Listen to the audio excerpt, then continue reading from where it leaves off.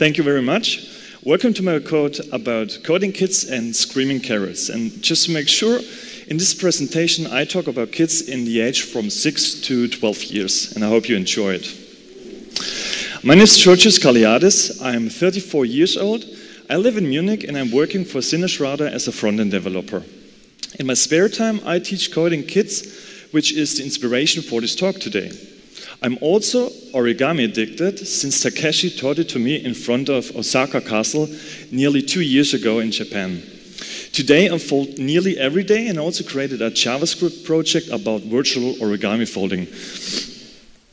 So let's start. And first, some nostalgia fun with me as the coding kid. To make sure you have a proper inner image, that's me. I'm 10 years old. It's 1994. I called this chapter of my life Magazine Hoarder for a reason. At the time, I loved to play with my Super Nintendo and Sega Game Gear. My favorite place to be month by month is the store with the huge shelf of magazines. Most magazines had some CDs attached. The ones about computers usually contained applications, trials, drivers, and patches. Why? Because internet was not available to everyone. And could I use those CDs? Not at all. I didn't even own the computer yet. I only got in touch with real computers when my sister took me to her agency office. There, I had the opportunity to tinker around with her Mac running the wonderful OS9. Photoshop was my favorite application. I created dozens of those galaxy spirals. Let's jump to 1997, the year of my first PC. Actually, I had to wait until Christmas 1997. It's now 3 years since I bought my first magazine.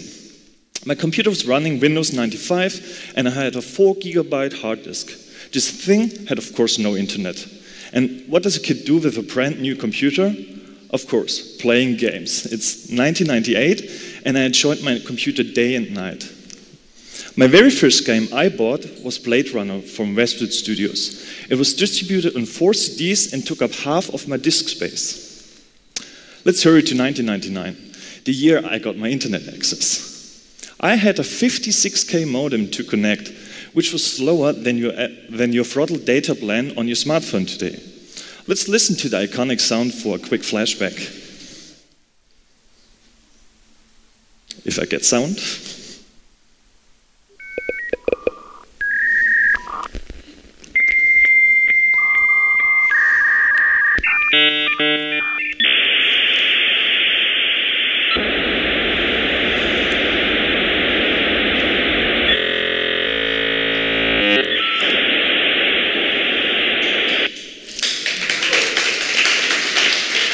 Yeah, and I still can't believe that the internet worked back then. It is some random day in April 1999. I was watching my favorite TV station called NBC Giga. They usually talk about games and computers all day long. This particular day, 2 guys were showing a brand new applications for creating animations. They let a red ball bounce around. It must have looked like this. And I was impressed. They mentioned the name of the application, but I had to hurry back for afternoon classes and I didn't write it down. After school, I wanted to search for a trial version on all of my magazine CDs. But I forgot the name. The week went by quickly. It is Saturday, which means getting up as early as possible and watching series like Saber Rider, Captain Future or DuckTales. And around lunchtime, I watched Giga TV again, and I could not believe it. It was the repeated show from earlier of the week. I was frozen in front of my TV. I held my breath. I waited for the moment they would tell me the name I forgot. And then, there it was on the TV screen. It was called Macromedia Flash 4, released just weeks before. And this moment just now, with Flash, this was the genesis of my whole programming career. Flash looked like this. There's a timeline, some layers and tools, and of course the stage where things move around. I quickly found a place to code. And soon I was able to program the very famous YouGot menu. It's a horizontal navigation with the illusion of infinity. And I was so good in programming that thing that I could sell it to agencies to earn my first money with 15 years. It was an amazing time, full of amazing websites. What you see here is the portal from Der Bauer. Yes, this is a website, and stuff like this drove my ambition to get me where I am today. So, what's my point, you are asking? Well, remember the genesis of my programming career in front of the TV? I wish I would have had some guidance during school, so that more than a single moment in front of the TV would have guided me to my career. Instead, the most digital thing I had in primary school was this. Later computer classes, I remember, were more like this. And computer classes today are still bad. Their hardware, if any, outdated, most teachers are not educated, and the curriculum is boring. I want to make a difference and change things. That's why I'm teaching kids coding in my spare time. And I want you to know why I'm doing this and that you can do it too. So, for the next 20 minutes, I will talk about why coding matters, how to teach it, and where to teach it. So, why does coding for kids matter at all? Let's start with something easy. We all can describe to a child how a combustion engine works, more or less, right? We can even tell how the human body works. But when you press the play button on a YouTube video, what would you tell that kid? It's hard for many of us. It's like something was missing in school. So let's fix this for our children by teaching coding to kids. The whole world is talking like that. It's like people are concerned about the future of our kids, or that we fear that technology leaves us behind. But no matter what, the demand is the same. Our kids should learn coding. Is this justified? I'm biased in this question for obvious reasons. So let's step back and take a look at the bigger picture. We start by looking at a mechanic and apply the whole coding discussion onto it. And it goes like this. It's sort of like an obsession with being an auto mechanic. There are tons of cars and there's tons of driving. But I think it's a little silly to go around saying that everyone should really learn to be an auto mechanic just because cars are so essential to the functioning of our society. Yeah, that would be silly indeed. But what do we do? There's tons of technology and we go around and tell everybody how important coding is. So, are we silly then? Or are we just talking about something else than coding? What if the word coding is born out of confusion? The question is, what do people actually mean with coding? In 1943, Konrad Zuse built his famous set-free, and together with it, the very first programming language called Plankalkül. The set-free looked like this, and technology escalated then pretty quickly. With the smartphone, you hold a device that combines everything we learned in the past 70 years. That's a lot and very complex. It makes computer science not easy to talk about. Coding, on the other side, is easy to grasp. Just take someone at a keyboard and watch that person giving commands to a computer. That's coding, and the people understand it. If coding is such an easy word, maybe that's why it's mixed up. Let's try a theory. When people talk about coding, they actually mean technology. And people demand our kids not to learn coding. They actually say our kids need to learn technology. And the whole coding discussion suddenly makes sense. It's not about coding anymore. It's about exposure to technology, computer science, and programming, so kids can understand the bigger picture and the connecting lines. Most of the kids will never be a coder anyway.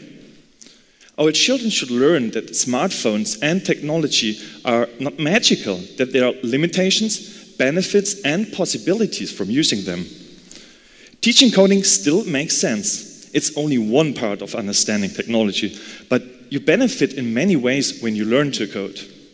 As a coder, you make the transition from being a consumer to a producer who can tell stories and create own worlds in the computer. Coding stretches your mind, and it creates a thinking which is useful in all domains. The room for creativity is endless. It's like painting and music, but often more accessible and affordable. And speaking of affordable, coding gives you chances. Computers are cheap nowadays, so even poor kids can afford it. Diversity. The computer just don't care who you are. Everybody can become a coder today. So I hope I've convinced you by now why teaching coding matters. So let me show you some possibilities how to teach coding. I will present you now a list of my favorite tools I love to use when teaching. It's about tinkering, robots, and actual coding. Let's have a look at tinkering. This is all about playing around with electronics. For example, with a drawbot. This is a toy that every kid starting with 4 years can build by himself. The parts cost less than €2. You have a cup with 3 legs made of pens, a battery, and a rotating motor. When activated, the robot will vibrate and start walking around, drawing on the underlying surface. This looks like real art in the end, and it's so much fun for the kids to watch their robot to be alive. A Makey, its simplicity is just awesome. It's basically an electronic board that pretends to be a computer keyboard.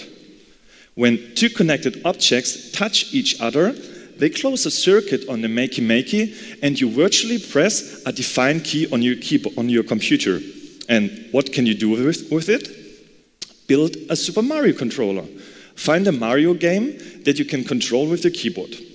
Take some Play-Doh, which is surprisingly conductive, and design your own game controller to move and jump. Our next tool are robots. Many of them can be programmed with the child-friendly programming language. Let me show you some. Say hello to Dash and Dot. Those are robots with many sensors, LEDs, and speakers. Together, they cost around €200. To play with the robots, you can use the app Wonder, where everything is about exploring and adventures. You don't create programs, but you solve missions by using commands for light, sound, and movement. There's also an app where you have more of a coding experience. This gives the kid a focus on their own creativity with the robots. Mbot, it's my favorite robot. He's based on Arduino Uno and open source. This means you could theoretically create all parts yourself and use the software for free. You can of course buy it as a package for €80. And what's so special about it? That the kid will assemble it, usually within 20 minutes. You can then start an automatic program, use an app, or code your own program. When you activate the autonomous driving mode, it will use its ultrasonic and special line sensor to follow a line and avoid obstacles in front of it. Let's look how coding is being taught. You usually tackle it in 3 different parts: analog activity, playing games, and dive into the actual coding experience. Let's look at the analog activity. If you want to control a robot, you have to behave like a robot first. So it's play the human-robot game. One kid or you dresses up as a robot. A helmet is usually enough for the illusion, but a full costume like this is never wrong. You explain the kids in the round that they can only use 5 commands to control the robot. Forward, turn left, turn right, backward, and stop. So let's begin. Imagine this task. You want the robot to turn to the right and walk in that direction. So you begin with the turn right, right? Let's see what happens after the kids yell that command to the robot. The robot will spin forever and ever and ever, of course. The command was correct, but not exact enough. They should have said turn right for a quarter. While spinning around, somebody will hopefully scream a releasing stop to the desperate robot. In the end, kids really love that game, collaborate, and understand the limits of a machine. They also understand the requirement of exact commands and to put one command after another, just like in programming. Your crowd is ready for some more fun. Let's play some coding games. There's a movement called Hour of Code to do so. There are dozens of 1-hour games and tutorials translated in over 45 languages. Everybody's encouraged to try it. The games are themed after kids' darlings like Princess Elsa, Minecraft, or Angry Birds, and they teach the principles of programming while playing. I usually pick a maze-style game to follow up with the human-robot example. This is the zombie level, where a zombie has to be guided to his favorite food, a sunflower, of course. And commands are given with colorful blocks and snap together like in a puzzle. You use a simple set of commands to do so, like move forward, turn left, turn right. Kids will usually place one command after the other. That's simple and it's working, but it results in a huge list. They can't even complete the level as they are forced to use a new block, the pink one here, which is used to repeat commands. I then show them a pattern of 4 blocks they can repeat instead of the huge list: forward, left, forward, right. And I point them to the pink repeating block. And success! They usually just know what to do. Pick the pink loop block and replace the repeating pattern inside. The huge list from before is now a small and beautiful block of code. I love this moment. I explain that this is what a computer is for.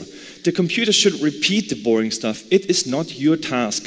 After an hour, the kids should have internalized those block-based commands, and they're ready for Scratch to do some real coding.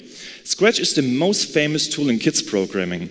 It was invented by Mitchell Resnick at the MIT Media Lab in 2002. Scratch can be used as an application or online in the web browser through Flash. The next version 3 is based on HTML5 and will be released in August.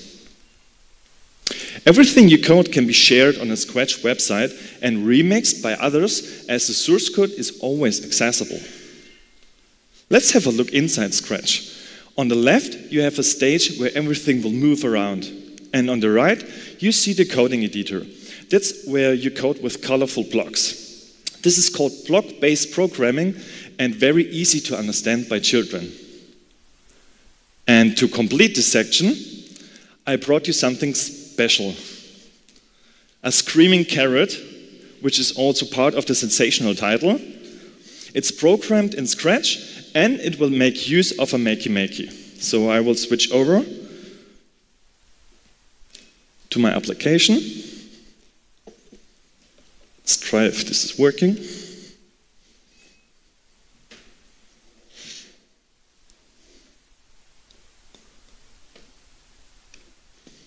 Yeah, I will align myself here. So this is setup I prepared.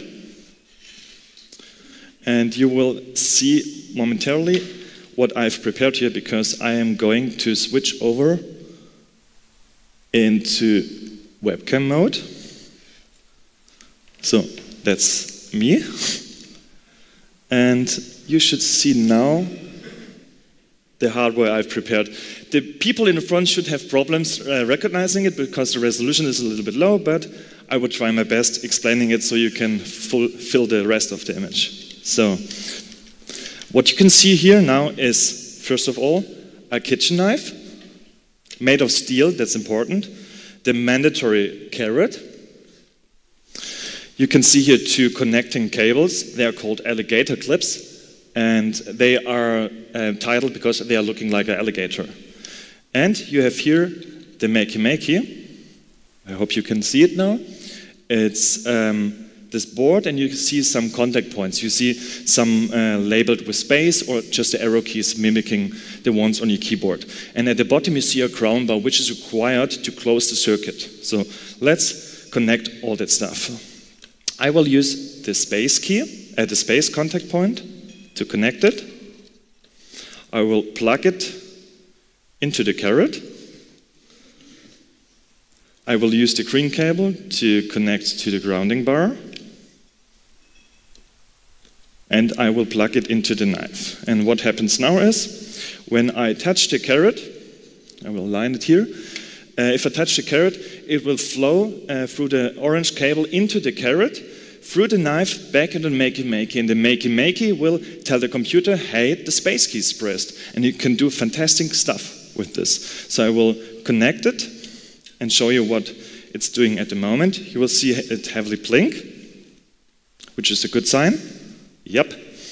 And if I touch it, you should see in the lower right corner, space key pressed. That's boring because I promised you something even cooler. So let's do a quick live coding session.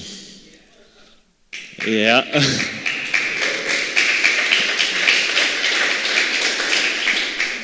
So that's pretty hard over my shoulder, but I will get there because I'm well prepared. So this is the part which is showing the visual, and I will replace it with the sound I prepared. Its codename is some sound. I will plug it here, and you can read there, when space key is pressed, play sound, some sound, until done. So let's see what's happening if I'm going back into full screen mode. I will show you the carrot nod. It's coming my way. Live coding is always failing. Okay, so let's try to cut a carrot. I mean, it's a pretty big one.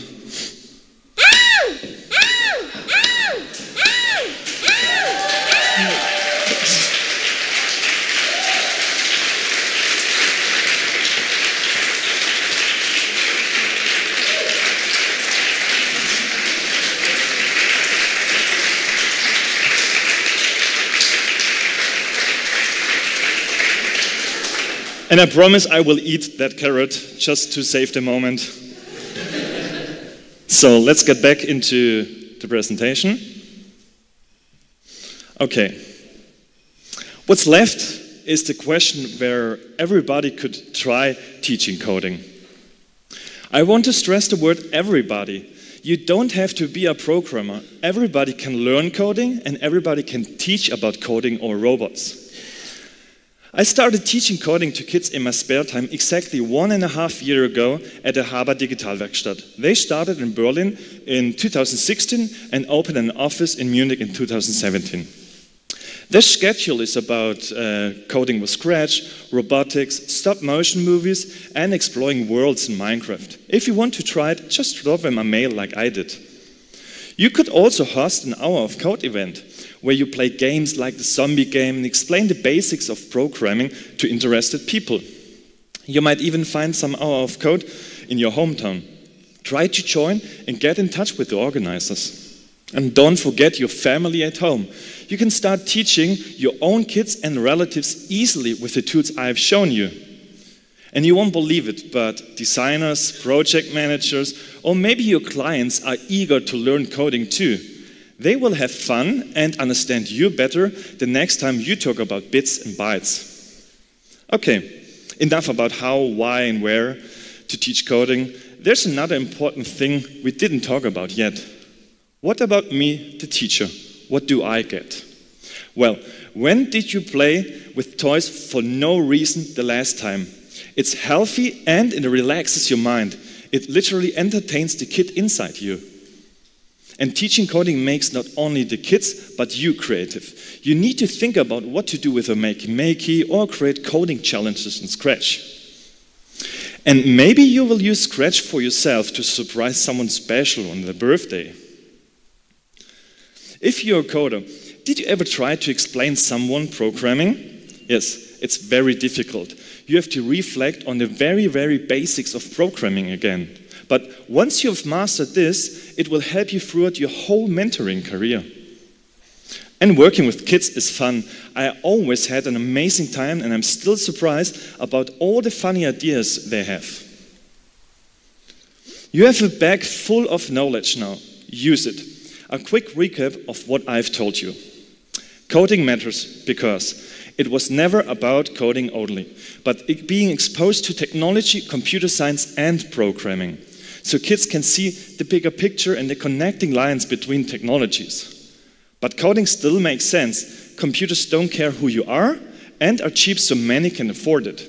And coding boosts your creativity and learns are thinking useful in all domains. And you know how to do it too, by building drawbots and using a Makey to make carrots scream, for example. You also know that there are robots for kids, robots like Dash and Dot or Mbot that are easily programmable. And finally, let the kids play the human-robot game, followed by some zombie mazes to prepare them for coding in Scratch, where they can unleash their creativity. And you know where you can teach too, like at the Digitalwerkstatt, the place I started with locations around Germany, or you decide to host or join an Hour of Code event. And don't forget, you can always start teaching your family at home or make your office happy by teaching people a bit about coding. And there's one last thing I want to tell. I still remember my very first time I teach kids. The glowing in their eyes when they connected the pieces and finally understood what I teach them. This is the reason I stand in front of you today, and I want you to experience the same and help some kids finding their way through technology. You can find the slides and the linked list under this URL. Thanks a lot for listening.